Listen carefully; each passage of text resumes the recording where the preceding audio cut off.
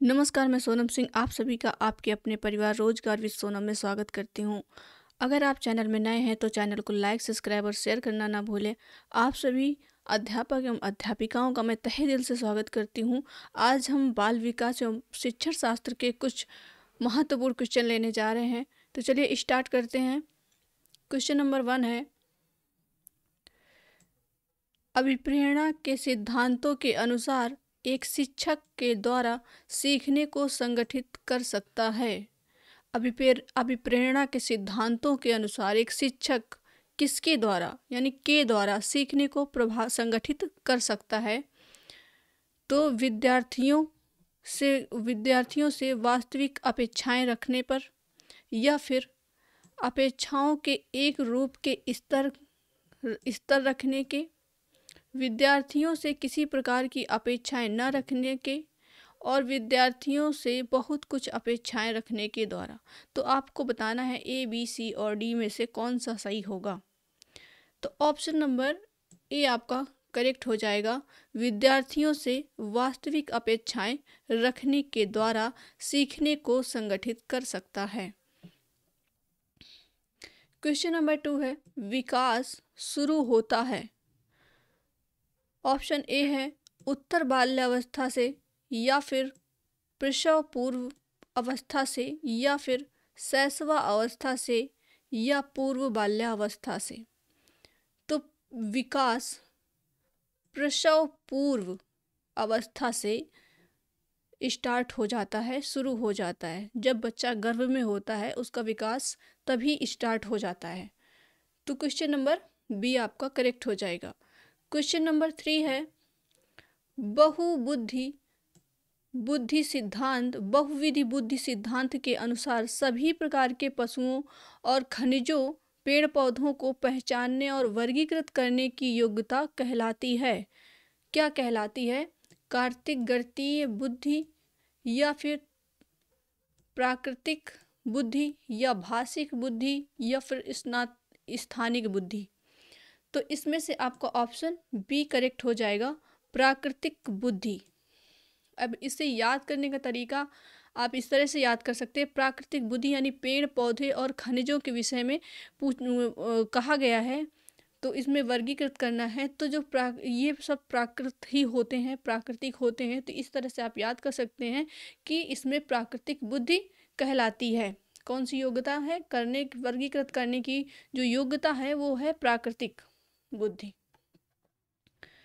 Question number 4 है, अधिकांश व्यक्तियों की बुद्धि औसत होती है। बहुत कम लोग प्रतिभा संपन्न होते हैं और बहुत कम व्यक्ति मंद बुद्धि के होते हैं। यह कथन के प्रतिस्थापित सिद्धांत पर आधारित है। तो आपको बताना है इनमें से कौन सा ऑप्शन करेक्ट हो जाएगा। बुद्धि और जाति विभिन्नताओं के प्रतिस्थापन सिद्धांत पर है, या फिर बुद्धि के वितरण पर है, या फिर बुद्धि की वृद्धि पर है, या बुद्धि और लैंगिक विभिन्नता में है। आपको बताना है इन चार में से कौन सा ऑप्शन करेक्ट होगा। तो इसमें से होगा बुद्धि का वितरण। ऑप्शन नंबर बी आपका करेक्ट हो जाएगा, बुद्धि का वितरण। क्वेश्चन नंबर 5 है, सहयोगी अधिगम में अधिक उम्र के प्रवीण विद्यार्थी छोटे और कम निपुण विद्यार्थियों की मदद करते हैं। इससे गहन प्रतियोगिता होती है, या फिर उच्च नैतिक विकास होता है, या समूहों में द्वंद्व होता है, या फिर डी है आपका उच्च उपलब्धि और आत्मसम्मान विकसित होता है। तो 5 का आंसर हो जाएगा डी, उच्च उपलब्धि और आत्मसम्मान विकसित होता है। क्वेश्चन नंबर 6 है, जब पूर्व का अधिगम नई स्थितियों के सीखने को बिल्कुल प्रभावित नहीं करता तो यह कहलाता है।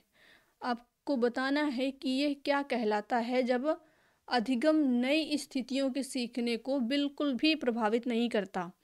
ऑप्शन नंबर ए कह रहा है अधिगम का शून्य स्थानांतरण। ऑप्शन नंबर बी है आपका अधिगम का निरपेक्ष स्थानांतरण, या फिर सी कह रहा है अधिगम का सकारात्मक स्थानांतरण, और डी है आपका अधिगम का नकारात्मक शिक्षण, अधिगम का नकारात्मक स्थानांतरण। तो इसमें से आपका ए ऑप्शन करेक्ट हो जाएगा, अधिगम का शून्य स्थानांतरण।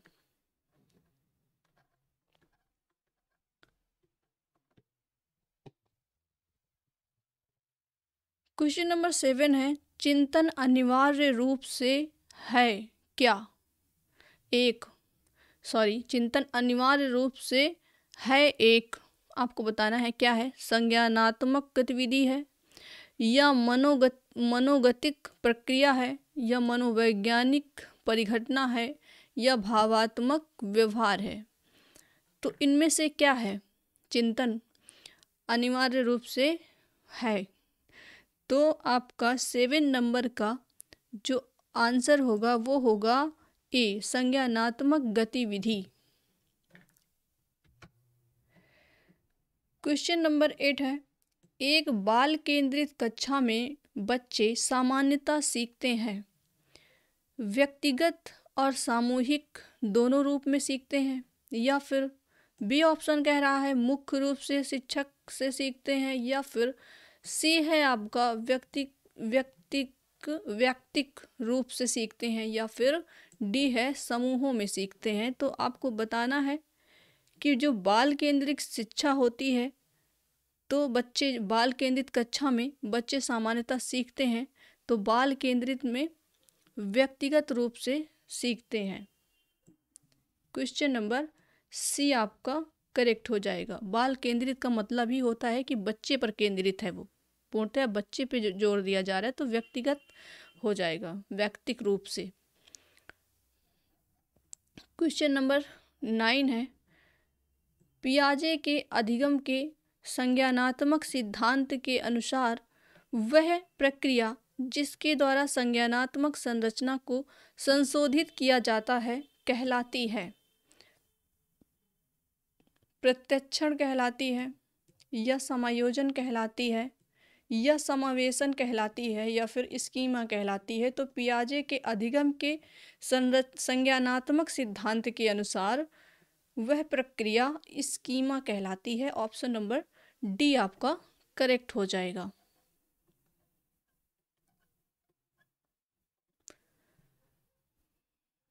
क्वेश्चन नंबर 10 है, एक शिक्षिका अपने शिक्षार्थियों की सदैव इस रूप में सहायता करती है कि वे एक विषय क्षेत्र से प्राप्त ज्ञान को दूसरे विषय क्षेत्रों के ज्ञान के साथ जोड़ सके, इससे को बढ़ावा मिलता है।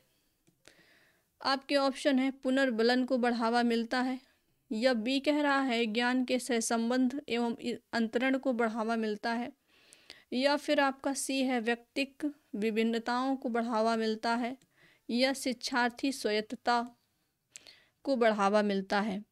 तो इसमें हो जाएगा आपका ऑप्शन नंबर बी करेक्ट हो जाएगा, ज्ञान के सहसंबंध एवं अंतरण को बढ़ावा मिलता है। ये वो क्वेश्चन है जो बार बार एग्जाम में पूछे जाते हैं, आपका UP TET, C TET, S TET सब में पूछे जाते हैं ये क्वेश्चन।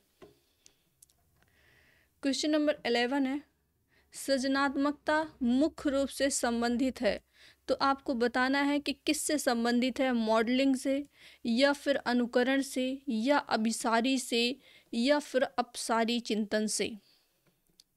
तो जो सृजनात्मकता होती है वो हमारी अपसारी चिंतन से संबंधित है। ऑप्शन नंबर डी आपका करेक्ट हो जाएगा। एक विद्यार्थी मेडिकल कॉलेज में दाखिला लेने के लिए कठिन परिश्रम करता है ताकि वह प्रवेश परीक्षा में उत्तीर्ण हो सके। यह विद्यार्थी रूप से अभिप्रेरित है, यानी ऑप्शन ए है आपका व्यक्तिक रूप से अभिप्रेरित है, या फिर अनुभवी है, या आंतरिक रूप से अभिप्रेरित है, या फिर बाह्य रूप से अभिप्रेरित है। तो इसमें से आपका सी ऑप्शन करेक्ट हो जाएगा। एक विद्यार्थी जो मेडिकल कॉलेज में दाखिला लेने के लिए कठिन परिश्रम करता है तो वो आंतरिक रूप से अभिप्रेरित है। क्वेश्चन नंबर 13 है आपका, व्यवहार का करना पक्ष में आता है, यानी किस पक्ष में आता है व्यवहार का करना? सीखने के गतिक कोग्निटिव क्षेत्र में आता है, या बी आपका ऑप्शन है सीखने के मनोवैज्ञानिक क्षेत्र में आता है, सी आपका है सीखने के संज्ञानात्मक क्षेत्र में आता है, या फिर डी है सीखने के भावात्मक क्षेत्र में आता है। तो आपको बताना है ये सीखने के गतिक कोग्निटिव क्षेत्र में आता है। व्यवहार का करना आप इस तरह से भी याद कर सकते हैं, जब हम कोई व्यवहार करते हैं, कोई कार्य करते हैं तो उसमें गति होती है, तो इसमें व्यवहार का करना सीखने के गतिक क्षेत्र में आता है। क्वेश्चन नंबर 14 है, विज्ञान एवं कला प्रदर्शनियां, संगीत एवं नृत्य प्रस्तुतियां तथा विद्यालय पत्रिका निकालना के लिए है। ऑप्शन है आपका शिक्षार्थियों को सृजनात्मक मार्ग उपलब्ध कराने के लिए, या फिर बी है विभिन्न व्यवसायों के लिए विद्यार्थियों को प्रशिक्षित करने के लिए, विद्यालय का नाम रोशन करने के लिए। ये तो कोई और हो ही नहीं सकता, विद्यालय का नाम रोशन करना, ऐसे अगर आते हैं वर्ड्स तो वो गलत ही हो जाता है आपका ऑप्शन, बिना कुछ सोचे समझे आप उसे गलत कर दीजिए। अभिभावकों को संतुष्ट करना, यहाँ पे अभिभावकों को संतुष्ट नहीं करना है, शिक्षार्थियों को सृजनात्मक मार्ग उपलब्ध कराने के लिए। तो आपका 14 का ए ही करेक्ट हो जाएगा, शिक्षार्थियों को सृजनात्मक मार्ग उपलब्ध कराने के लिए। क्वेश्चन नंबर 15 है, एक शिक्षिका अपने शिक्षार्थियों को अनेक तरह की सामूहिक गतिविधियों में व्यस्त रखती है, जैसे समूह चर्चा करवाती है, समूह परियोजनाएं करवाती है, भूमिका निर्वाह आदि। यह सीखने के किस आयाम को उजागर करता है? तो इसमें से आपका ऑप्शन ए है सामाजिक गतिविधि के रूप में अधिगम, बी आपका कह रहा है मनोरंजन द्वारा अधिगम, और सी है आपका भाषा निर्देशित अधिगम, या फिर प्रतियोगिता आधारित अधिगम। तो क्वेश्चन नंबर 15 आपका ए करेक्ट हो जाएगा, सामाजिक गतिविधि के रूप में अधिगम। तो आज के लिए इतना ही। आप लोग कमेंट करके ज़रूर बताइए कि आपको कैसा लगा, और पढ़ते रहिए। ये वो इम्पॉर्टेंट क्वेश्चन है जो आते ही आते हैं आपके एग्ज़ाम में, बार बार पूछे गए हैं ये क्वेश्चन। तो आप लोग पढ़िए और कमेंट करिए। धन्यवाद।